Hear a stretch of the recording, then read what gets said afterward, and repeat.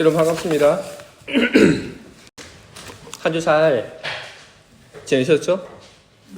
네, 여러분 반가운 얼굴로 다시 오늘 하나님을 예배하는 이 자리에서 여러분을 뵙게 돼서 무척 기쁘게 생각합니다. 우리 예배를 하나님께서 기쁘게 받으실 겁니다. 여러분 그 믿음을 가지고 여러분 함께 하나님을 예배하시길 바랍니다. 하나님께서 여러분의 예배를 기쁘게 받으시고 여러분들에게 필요한 은총과 힘을 바로 이 시간 그리고 이 자리를 통해서 내려주실 것입니다. 이제 성부와 성자 그리고 성령 하나님의 이름으로 주일 예배 시작하도록 하겠습니다. 오늘 제가 여러분들과 함께 나눌 하나님 말씀은 누가복음 15장 18절부터 24절까지 기록되어 있는 말씀입니다. 내가 일어나 아버지께 가서 이르기를 아버지 내가 하늘과 아버지께 죄를 지었사오니 지금부터는 아버지의 아들이라 일컬음을 감당하지 못하겠나이다. 나를 품꾼의 하나로 보소서 하리라 하고 이에 일어나서 아버지께로 돌아가니라. 아직도 거리가 먼데 아버지가 그를 보고 측이느니 여겨 달려가 목을 안고 입을 맞추니 아들이 이르되 아버지 내가 하늘과 아버지께 죄를 지었사오니 지금부터는 아버지 아들이라 일컬음을 감당하지 못하겠나이다 하나 아버지는 종들에게 이르되 제일 좋은 옷을 내어다가 입히고 손에 가락지를 끼우고 발에 신을 신기라. 그리고 살찐 송아지를 끌어다가 잡으라. 우리가 먹고 즐기자. 내 아들은 죽었다가 다시 살아났으며 내가 잃었다가 다시 얻었노라 하니 그들이 즐거워하더라. 아멘. 하나님은 어떤 분이실까? 오늘 제가 여러분들 앞에서 함께 우리가 보는 가운데 읽은 이 말씀 속에 하나님에 대한 설명, 소개가 나옵니다. 오늘 제가 여러분들 앞에서 읽은 이 본문 속에 등장하는 하나님의 모습은 어떤 모습인가 하면 안아주는 아버지와 같은 그런 모습입니다. 하나님은 안아주시는 아버지와 같은 그런 분입니다. 근데 하나님께서 아들을 안아주는 아버지와 같은 그런 분이시다. 그것도 참 좋은 그리고 우리 마음을 뭉클하게 만드는 그런 메시지이기도 하지만 우리는 오늘 함께 나누고자 하는 이 말씀 속에서 하나님이 누구를 안아주시는가 바로 우리는 그 이야기를 보면서 우리는 더 커다란 감동을 우리는 받습니다. 오늘 성경 속에 나오는 아버지, 이 아버지가 안아준 아들은 누구인가? 바로 아버지께 받은 것을 가지고 잘못 사용한 아들, 그 아들을 안아주는 이가 바로 오늘 이 말씀 속에 등장하는 아버지입니다. 그리고 그것이 바로 하나님이십니다.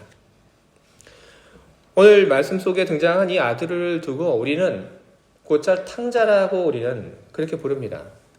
방탕한 생활을 했기 때문에 이 아들을 두고 우리는 탕자라고 부르는데 그런데 오늘 우리는 이 아들의 모습 속에서 탕자라고 하는 그런 모습만을 발견하는 것 아닙니다.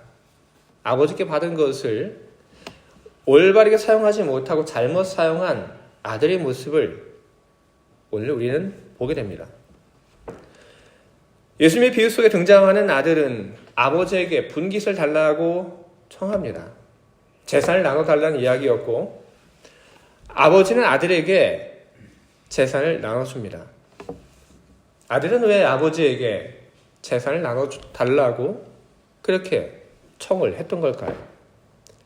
장자가 아버지의 모든 것을 거의 모든 것을 물려받는 그 사회 속에서 일찌감치 자기 미래를 준비하기 위해서 아들이 아버지에게 재산을 물려달라고 그렇게 청을 한 것입니까? 아니죠. 아들이 왜 아버지에게 돈을 물려달라고 이렇게 청을 했는가? 이후에 행동을 보게 되면 그 이유를 알 수 있습니다. 아들은 자유를 원했습니다. 아버지의 간섭을 받지 않을 그런 자유, 아버지가 바라보지 않는 곳에서 자기가 하고 싶은 대로 하면서 살아가는 그 자유를 아들은 원했던 것입니다. 그래서 돈을 달라고 했고 아버지는 그 아들에게 재산을 물려주었습니다. 재산을 물려받은 아들은 아버지 재산을 며칠 사이에 다 처분을 하고 그것을 돈으로 만들어 먼 나라로 가게 됩니다. 그리고 먼 나라에서 허랑방탕한 생활을 하며 아버지가 그에게 준 그 재산을 낭비합니다. 허랑방탕한 생활하며 아버지가 준 그 재산을 낭비하다 보니까 오래가지 않아 아버지께 받은 그 돈을 다 써버리고 한 푼도 없게 됩니다.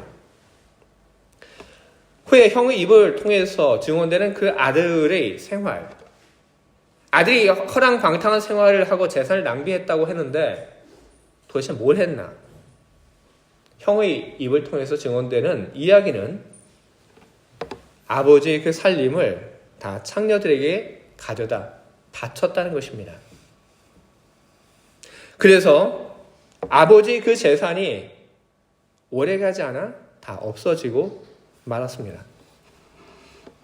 둘째 아들이 받아서 허랑방탕한 생활하면서 써버린 그 돈, 창녀들에게 갖다 바친 그 돈, 그것은 둘째 아들이 일을 해서 모은 그런 돈이 아닙니다. 그 돈은 어디서 나온 것이냐 하면 아버지에게서 나온 것입니다.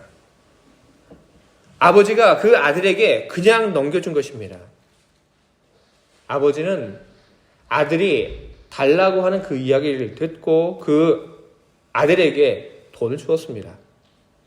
아버지는 먼 곳으로 가겠다고 하는 그 아들의 결정을 존중을 했습니다.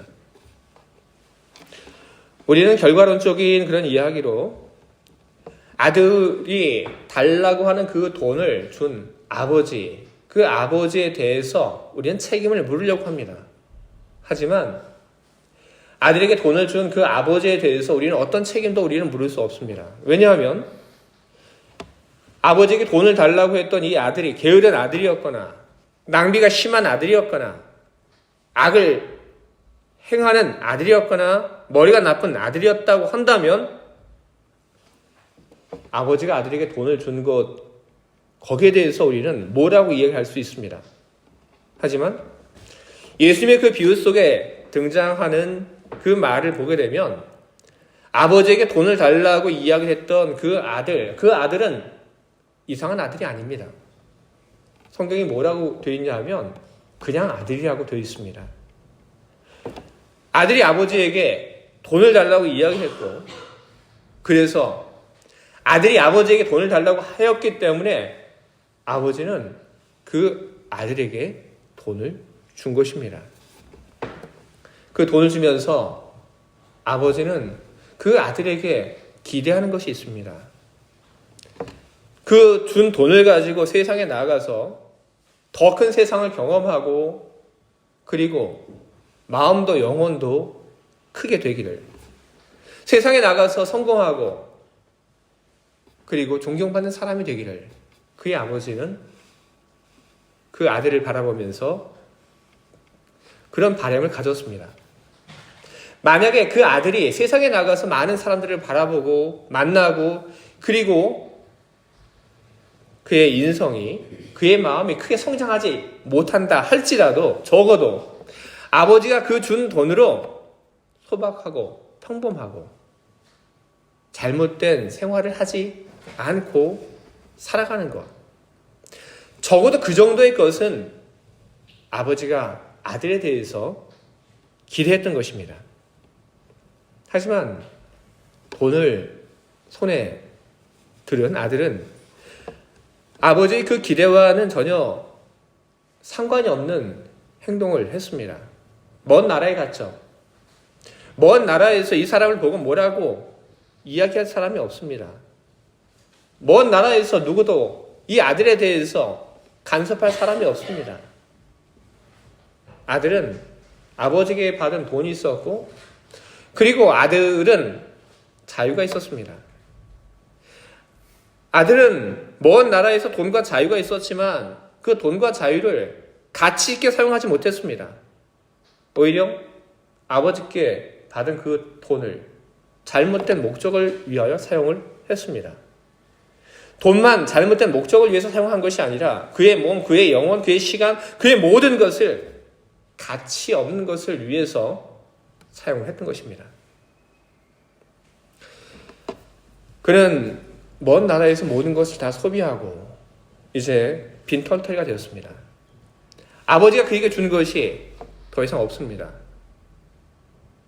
그렇게 되니까 세상이 그 아들을 바라보는 그런 눈이 달라지게 됩니다.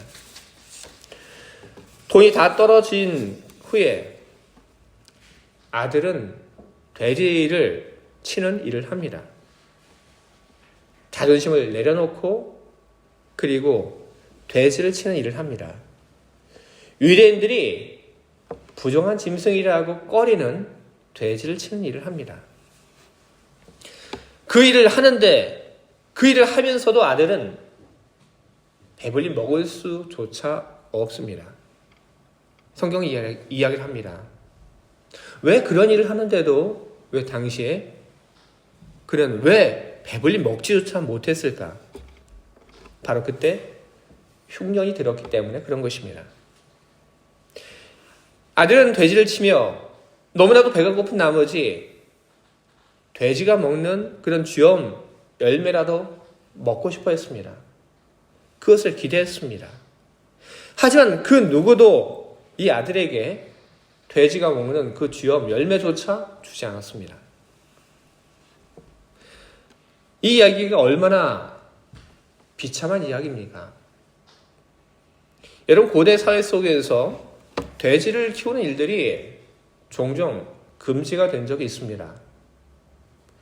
돼지를 키우는 일들이 언제 금지가 됐냐면 바로 먹을 것이 없을 때 돼지를 치는 그런 일들이 종종 금지가 됐습니다.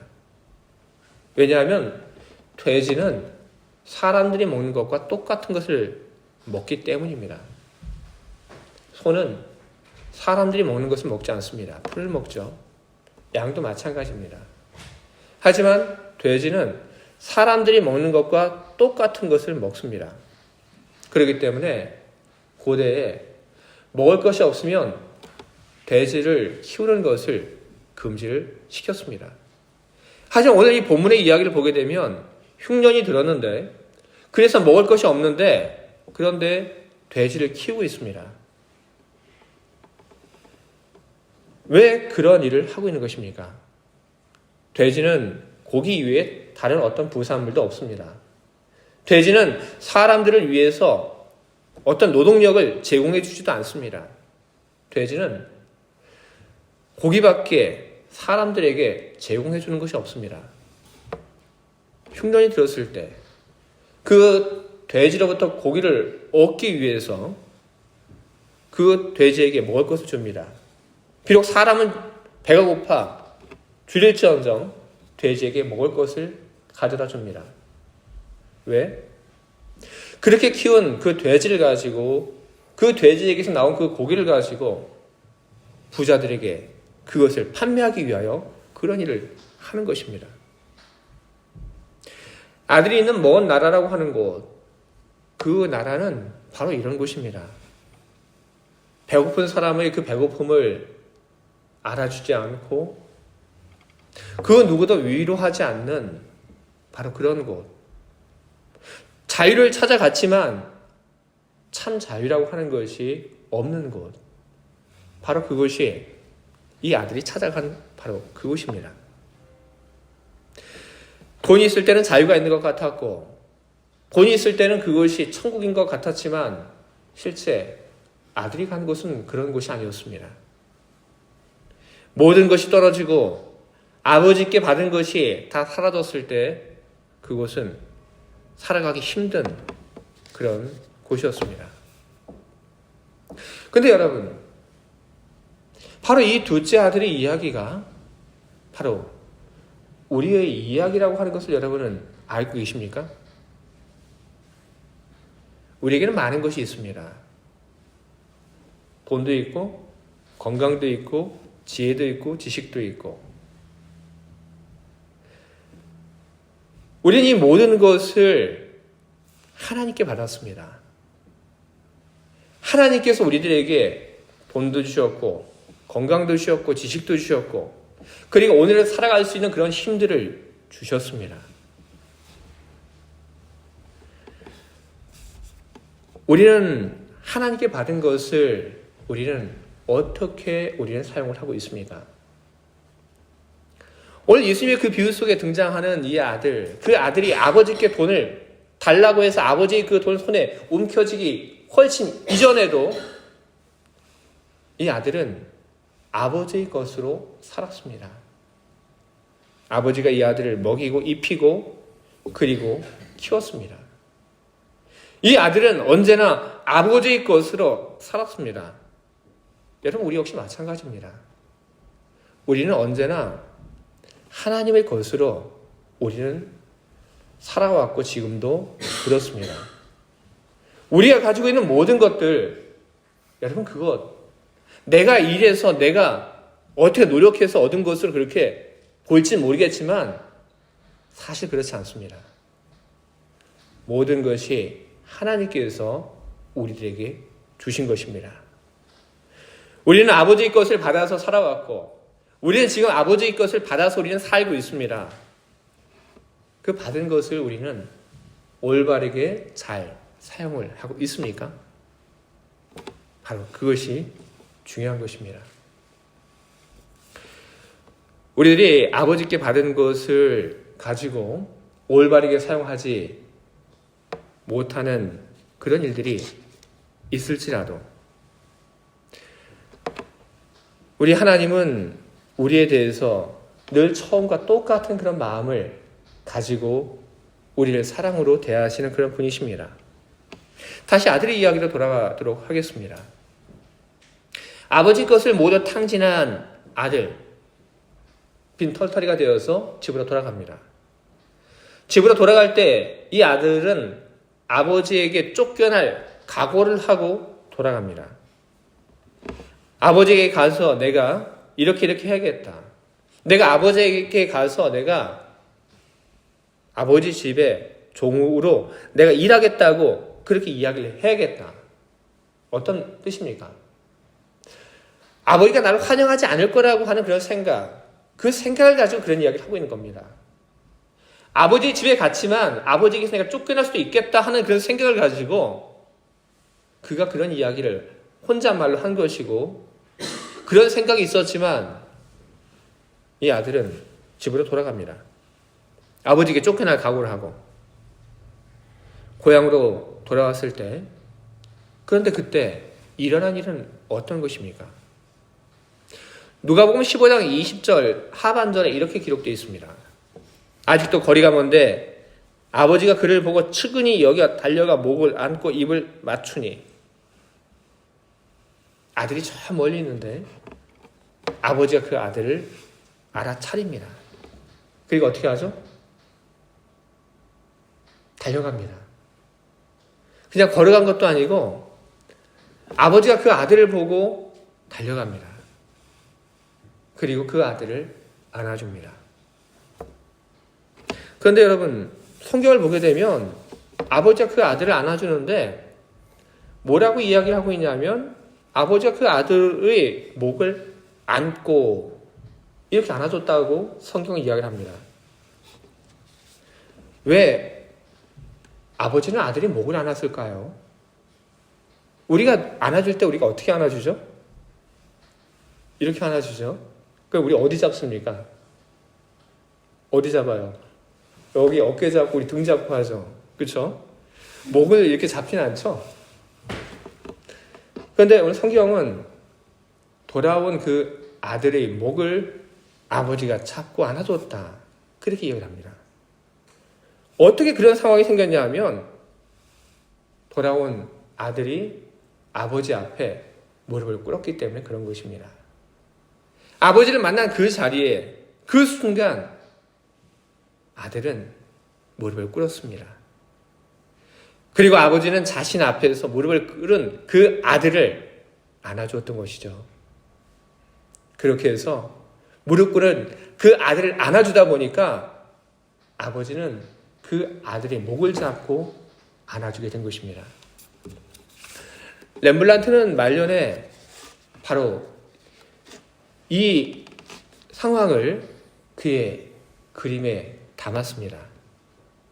렘브란트가 그린 말년에 그렸던 그 그림, 돌아온 아들을 안아준 그 아버지, 그 그림이 지금 러시아에 있습니다. 그 그림 속에서 아버지는 무릎을 꿇은 아들의 목을 이렇게 포개 안고 아들을 안아줍니다. 아들이 왜 무릎을 꿇었습니까? 지은 죄가 있기 때문에 그런 것입니다. 그런데 지은 죄가 있어서 무릎을 꿇은 그 아들을 아버지는 가만히 안아주었습니다. 아버지가 안아주는 것은 환영입니다. 어서 와. 바로 그 마음으로 아버지는 아들을 안아준 것입니다.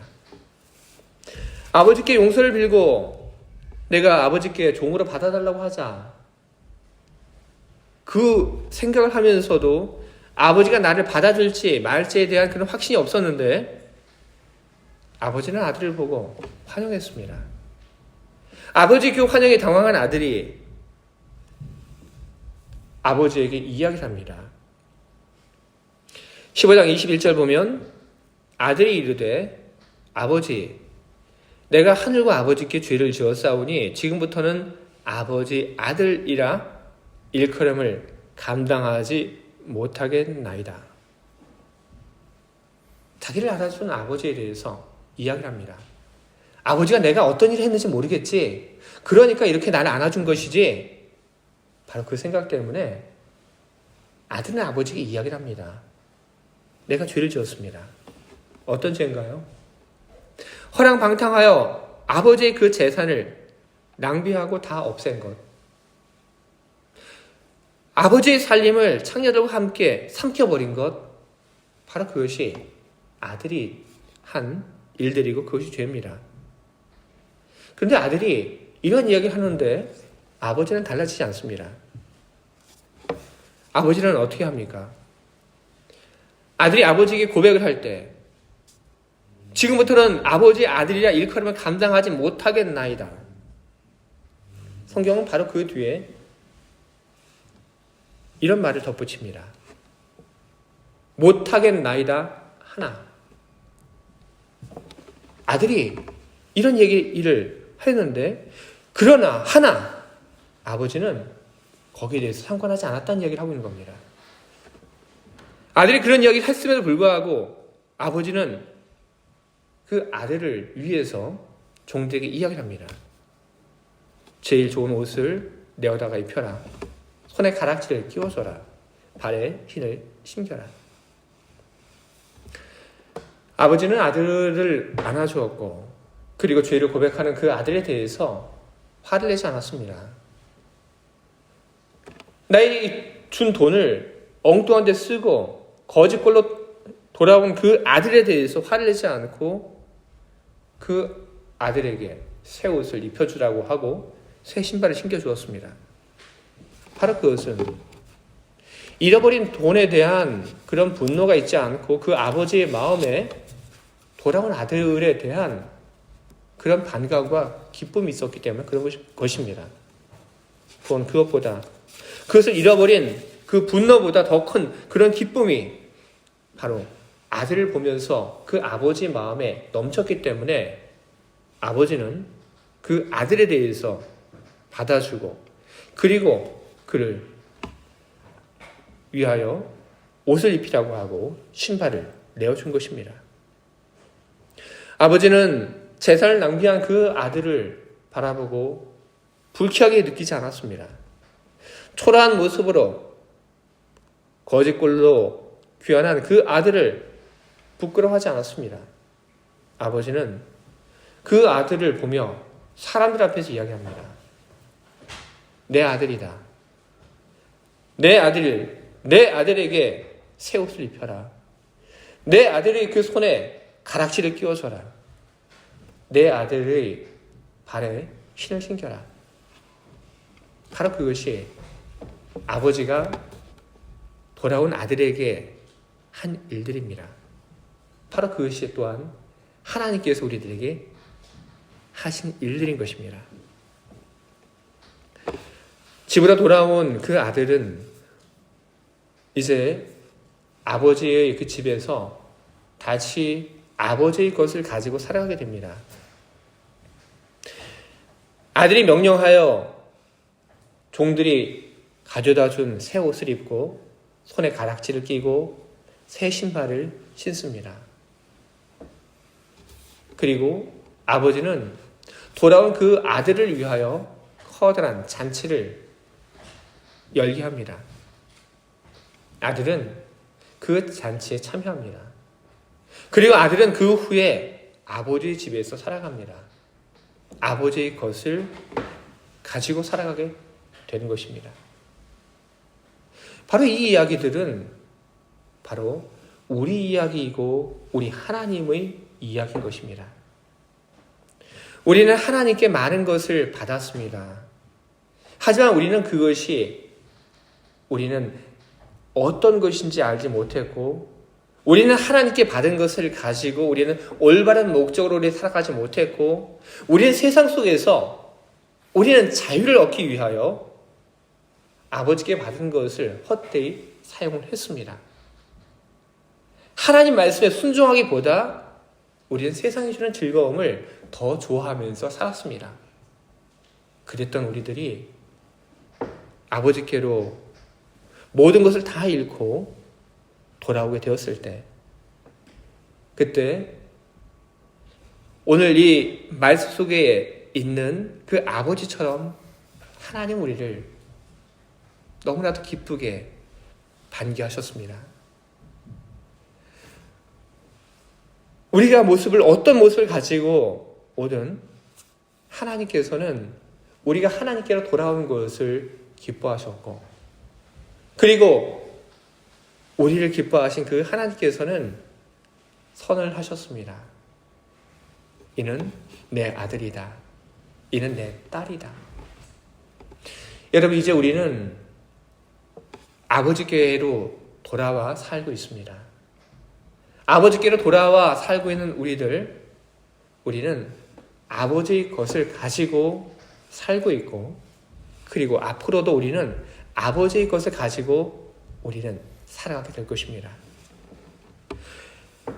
우리들에게 그 무엇도 아까워하지 않고 내어주신 하나님, 우리가 초라한 모습으로 돌아왔을 때 그 초라한 모습에 눈을 맞추지 않고 우리 하나님께 돌아왔다고 하는 바로 그것에 기뻐하시며 우리를 반겨 맞아주신 우리 하나님, 우리를 반겨 맞아주시고 그 후에 끊임없이 우리 필요한 것을 채워주시고 우리가 살아가게 하시는 그 하나님, 우리는 그 하나님의 사랑 앞에 어떻게 우리는 반응하면서 우리는 살아가야 할까요? 오늘 제가 여러분들 앞에서 읽은 그런 말씀은 아니지만 탕자의 그 비유 뒤에는 첫째 아들의 이야기가 있습니다. 바로 그 첫째 아들의 이야기가 아버지께로 돌아온 사람들이 어떻게 살아가야 하는지를 우리들에게 알려주고 있습니다. 예수님의 그 비유 속에 등장하는 그 첫째 아들, 불만이 많았죠. 아버지의 그 돈을 가지고 먼 나라에 가서 그것을 함부로 막 사용하고 돌아온 그 아들을 아버지가 귀하게 여기고 잔치를 열어준 것에 대해서 첫째 아들은 불만이 많았습니다. 그래서 잔치가 열리고 있는 그 자리에 들어가지 않습니다. 그리고 아버지가 쫓아 나오니까 그 아버지에게 불만을 표합니다. 그것이 누가복음 15장 29절 그 아래 나옵니다. 누가복음 15장 29절 그 아래에는 아버지와 아들의 그 대화가 이렇게 기록되어 있습니다. 아버지께 대답하여 이르되 내가 여러 해 아버지를 섬겨 명을 어김이 없거늘 내게는 염소 새끼라도 주어 나와 내 벗으로 즐기게 하신 일이 없더니 아버지의 살림을 창녀들과 함께 삼켜버린 이 아들이 돌아오매 이를 위하여 살찐 송아지를 잡으셨나이다.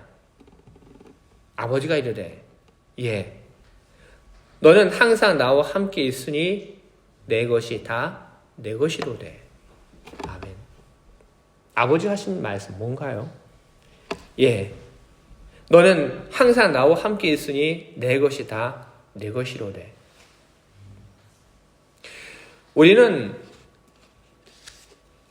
이 본문의 이야기를 보면서 한 가지 커다란 오해를 우리는 합니다.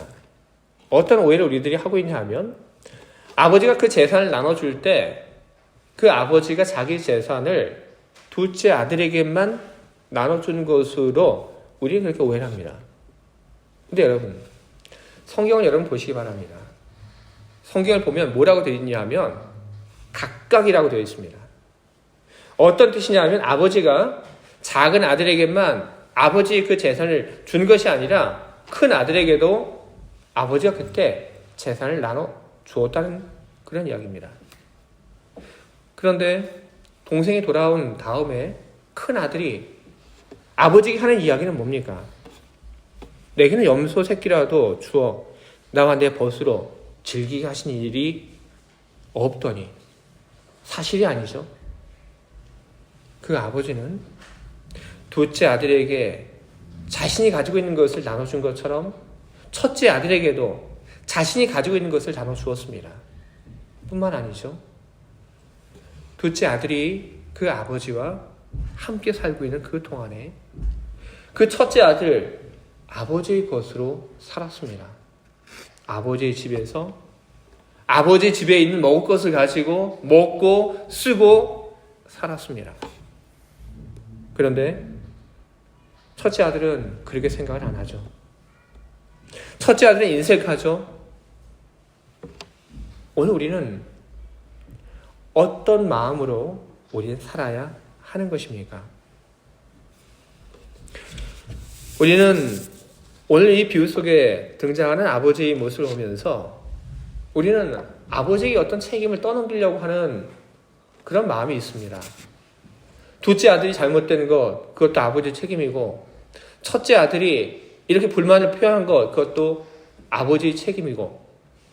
그러나 여러분, 그렇지 않습니다. 아버지는 항상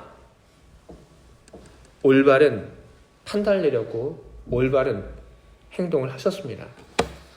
잘못한 것은 바로 아들들입니다. 선택은 아들들의 영역이고 아들들의 몫이었던 것입니다. 아버지를 떠나는 것도, 그리고 집으로 돌아오는 것도, 아버지의 사랑을 받아들이는 것도, 잔치에 참여하지 않는 것도, 아버지가 주신 것에 대해서 감사하지 않고 받은 것이 없다고 이야기하는 것도 다 아들들의 선택, 바로 그 영역 안에 있는 것입니다. 오늘 우리는 어떤 선택을 하면서 우리는 살아가야 하는 것입니까?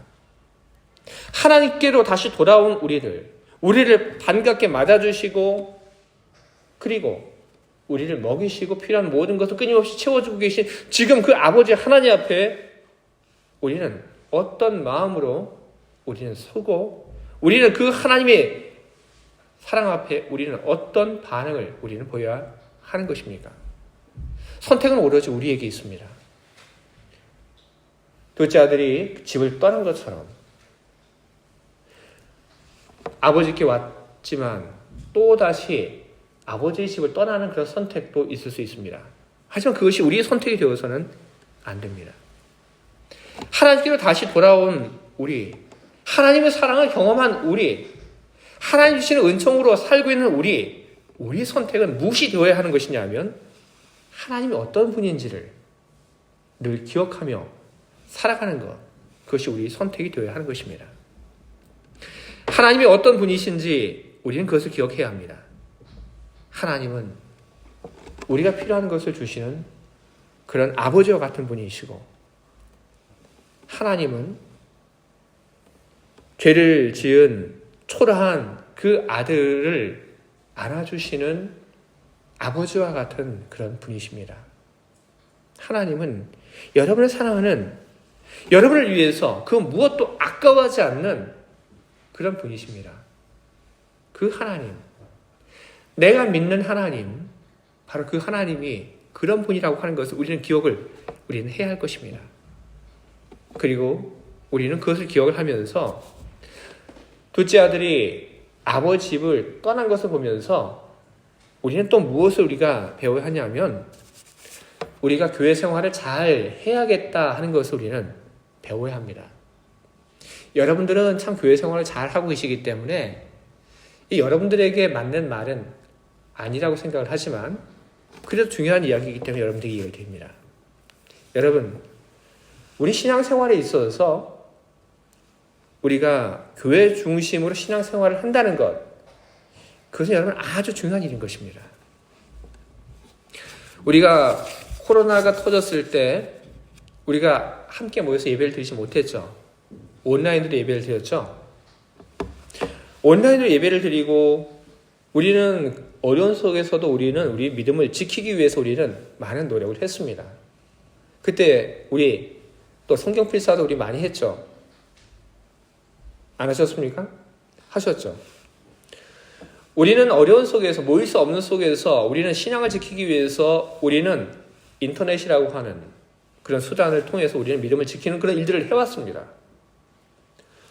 코로나가 이제 지나가고 일상이 회복이 되었는데 그런데 많은 사람들이 다시 교회로 돌아왔지만 아직 교회로 돌아오지 않은 사람들이 너무나도 많습니다. 교회로 돌아오지 않은 사람들, 그 사람들은 지금 어디에서 무엇을 하고 있습니까? 한국 교회 목사님들이 그 얘기 많이 합니다. 떠난 사람들이 돌아오지 않고 있다. 그 사람들은 지금 어디에 가 있는 것입니까? 그 사람들은 지금 인터넷을 통해서 말씀을 듣고 그리고 그것을 통해서 믿음 생활을 하고 있습니다. 안 하는 사람도 있지만. 그러나 인터넷을 통해서 어떤 유명한 목사님의 설교를 듣고 인터넷을 통해서 저 멀리 있는 사람들과 함께 소통하면서 신앙생활을 하고 있는데 과연 그런 신앙생활 속에서 어떤 열매들이 맺어지고 있습니까? 한국에서 여론조사를 한 적이 있습니다. 얼마 전 이야기입니다. 인터넷을 통해서 다른 목사님들의 그 설교를 듣고 신앙생활을 하는 사람들, 그렇지 않고 교회 생활을 하는 사람들, 이 사람들에게 물어봤습니다. 당신이 판단하기에 당신의 그 신앙생활이 이전과 비교할 때 어떻다고 보십니까? 이전과 비교할 때 더 좋아졌다고 그렇게 느껴지십니까? 아니면 이전만 못하다고 이렇게 느끼고 계십니까? 그 질문을 했습니다. 각자에게 스스로 자신의 그 믿음 생활이 얼마 정도의 그런 만족에 있는지, 그런 성장에 있는지 평가하라고 그렇게 질문한 겁니다. 근데 그 결과 차이가 확연했습니다. 교회를 통해서 믿음 생활을 하고 있는 사람들은 이야기를 합니다. 나의 믿음이 예전보다 더 성장하고 있습니다. 나는 예전보다 나는 더 큰 믿음을 가지고 있고 나는 변화되고 있습니다. 모든 분들은 아니지만 상당히 많은 수가 그런 이야기를 했습니다. 하지만 반대로 온라인을 통해서 신앙생활을 하고 있는 분들, 그분들은 그와 반대되는 그런 이야기를 했습니다. 나의 믿음은 예전만 못합니다. 나는 내 지금 이 신앙의 상태에 대해서 나는 별로 만족하지 않습니다. 나는 내가 신앙 안에서 내가 성장했다고 나는 그렇게 생각하지 않습니다. 그런 대답을 했습니다. 왜 이런 일이 나오게 된 걸까요? 인터넷을 통해서 설교를 들을 때 얼마나 훌륭한 목사님들 설교를 듣습니까? 여러분들이 좋아하는 그런 여러분들이 아는 유명한 목사님들 계시죠? 유명한 설교자들 있죠? 그런 설교를 듣고, 그리고 또 다양한 어떤 인터넷을 통해서 나오는 성경 공부 듣고 하는데 왜 이런 일들이 일어나게 된 것입니까? 그 이유는 간단합니다. 여러분 교회 와서 여러분 설교를 들을 때 여러분 항상 여러분 다 좋으신가요? 그렇지 않죠? 어떤 경우에는 그래 이것이 나에게 주시는 말씀이다 그렇게 여러분 느낄 때도 있고, 어떨 때는 귀 안 들어오고 그리고 불편한 말씀도 있죠. 여러분 바로 그것이 중요한 것입니다. 어떨 때는 나에게 정말로 좋은 말씀이지만 어떨 때 어떤 말씀은 나에게 정말 듣기 싫은 그런 말씀입니다. 하지만 교회 오게 되면 피할 수 없죠. 다 듣게 됩니다. 그리고 듣게 되는 것은 우리 안에 남게 되고, 그리고 그것은 어떻게 해서든지 우리를 변화시켜 나갑니다. 왜냐하면 복음이라고 하는 것이 그런 힘이 있기 때문에 우리를 변화시켜 나갑니다. 하지만 인터넷을 통해서 듣는 메시지는 다릅니다. 뭐가 다르냐 하면 유튜브를 통해서 여러분 많은 걸 보시죠. 그쵸? 유튜브 통해서 이렇게 제가 보다 보면 스위스에 관련된 게 쫙 뜹니다.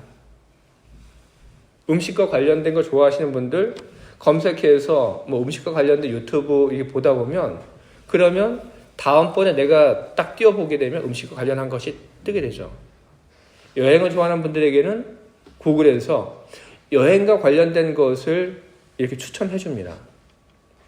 신앙생활도 역시 마찬가지입니다. 어떤 목사님의 그 설교를 듣는 것을 좋아하면 구글에서 분석을 하죠. 그리고 다음번 내가 들을 그런 설교들 혹은 내가 좋아할 그런 테마들 내게 추천해 줍니다. 그러면 여러분 어떻게 되냐 하면 항상 내가 좋아하는 것만 듣게 됩니다. 내가 좋아하는 그런 메시지, 내가 싫어하는 메시지는 듣지 않죠.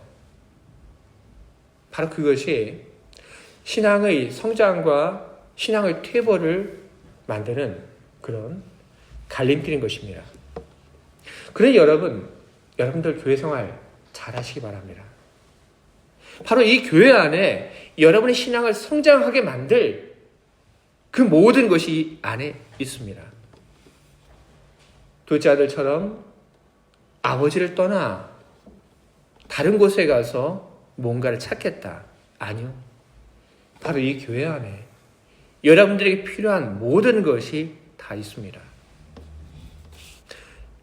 그리고 또 세 번째로 우리는 아버지께 참 많은 것을 우리는 받아 사용하고 있습니다. 하나님께서 여러분들에게 주신 은사들, 달란트들, 건강들, 여러분 그것을 귀하게 사용하신 여러분들 되시기 바랍니다. 분명한 목적을 가지고 여러분들이 가지고 계신 것을 쓰시기 바랍니다.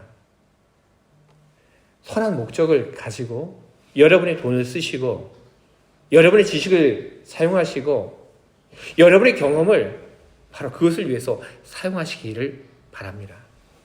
그래서 언제나 하나님께로 돌아온 우리들, 하나님 안에 있음을 기뻐하고 즐거워하고, 그리고 하나님께 받은 그 사랑에 우리 역시 사랑으로 하나님의 사랑에 또한 응답하는 그런 삶을 살아가시길 바랍니다. 집으로 돌아온 그 아들을 기뻐한 아버지의 그 사랑을 늘 기억하시며 하나님 사랑 안에 살아가시는 여러분 모두가 다 되시기를 주님의 이름으로 축원을 드립니다. 아멘.